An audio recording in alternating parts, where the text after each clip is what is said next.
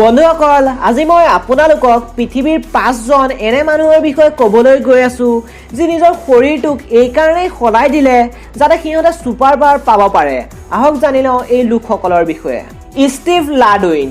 Rock singer ষ্টিভে নিজকে সাপৰ বিহৰ ইনজেকশ্যনেৰে এই কাৰণে ইনজেক্ট কৰি লয় যাতে তেওঁ নিজকে সাপে খুটাৰ পৰা বচাব পাৰে। এনেতো মানুহে এনে কৰাৰ ফলত মানুহৰ মৃত্যু হ'ব পাৰে, কিন্তু ষ্টিভৰ লগত এনে হোৱা নাছিল।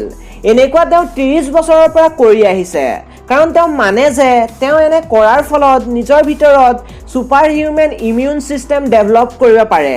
বহু ৰিচাৰ্চাৰ্ছে তেওঁৰ তেজক 80তকৈও বেছি সাপৰ বিহত টেষ্ট কৰিছে আৰু তাৰ সহায়ত এন্টিভেনম ঔষধ প্ৰস্তুত কৰি দিলে, যাৰ দ্বাৰা আজি লাখ লাখ মানুহৰ প্ৰাণ বাচি আছে। ৰব স্পেন্স। যেতিয়া ৰব সৰু আছিল তেতিয়া তেওঁ নিজৰ এটা চকু হেৰুৱাই পেলাইছিল। এই কাৰণে তেওঁ নিজৰ চকুটোৰ ঠাইত এটা ওয়্যাৰলেছ ৰেকৰ্ডিং কেমেৰা আই লগাই ল'লে, যেনে আপুনি টাৰ্মিনেটৰ মুভিত দেখিছে চাগে। এতিয়াও ৰবে মডাৰ্ণ টেকনলজিৰ সহায়ত নিজৰ চকুটো আপগ্ৰেড কৰি থাকে আৰু তেওঁ ইয়াক নাইট ভিজনৰ ৰূপতো কামত ল'ব পাৰে যাতে ৰাতিৰ আন্ধাৰটো তেওঁ দেখিব পাৰে। লিভিউ বেবিজ। আপোনালোক সকলোৱে এইটো কথা জানে চাগে, চৰাই পৃথিৱীৰ ইলেক্ট্ৰমেগনেটিক ফিল্ডক অনুভৱ কৰিব পাৰে, কিন্তু মানুহে কৰিব নোৱাৰে। কিন্তু লিভিউৱে এই ফেক্টটোক ভুল প্ৰমাণ কৰি দিলে, কাৰণ তেওঁ নিজৰ বুকুত এনেকুৱা ডিভাইচ লগাইছে যাৰ সহায়ত তেওঁ নেভিগেশ্যন পাৱাৰ পাই গ'ল। যেতিয়াই তেওঁ নৰ্থৰ ফালে ঘূৰে তেতিয়াই তেওঁৰ বুকু ভাইব্ৰেট কৰিবলৈ লয়, যেনেকৈ আমাৰ ফোনটোৱে কৰে।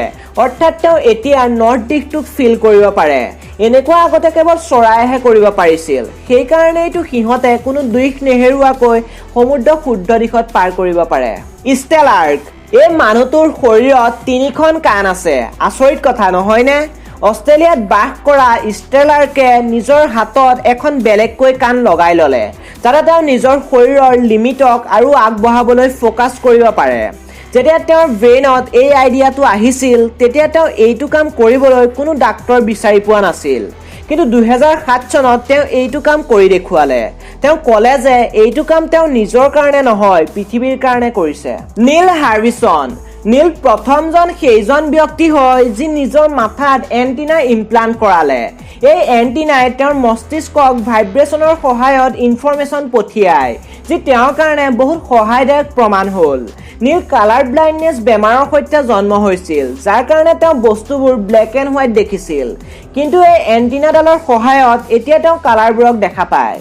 তো বন্ধুসকল, যদি ভিডিঅ'টো ভাল লাগিল প্লিজ লাইক কৰিব, আৰু এতিয়ালৈকে যদি মোৰ চেনেলটো ছাবস্ক্ৰাইব কৰা নাই তেনেহ'লে ছাবস্ক্ৰাইব কৰি কাষতে থকা বেল আইকনটো চুই দিব।